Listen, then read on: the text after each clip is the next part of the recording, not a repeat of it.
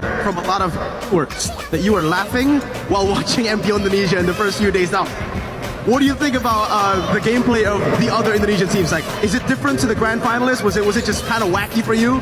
Because they do some unnecessary things that you don't need to do in game, but it's very entertaining. You know, I'm just happy watching them. Uy, ano to? Nag-throw? May turtle ah! May turtle! Ano yan? May turtle! May turtle lagi invincible mag-isa. Ano ba yun? Pero guys, eto, again guys. Nagre-rank lang ako guys sa nakikita ko. Hindi ko alam yung call nila kung mag-invade ba. Pero di ko gusto guys. Di ko gusto yung ginawa. Wait, thank you Madam Maria Suero. Wait lang Madam Maria Suero. Bakit namatay sa second tower? May Dragon Tool. Ano ba yun? Ayun! Sabi na G-bait. G-bait.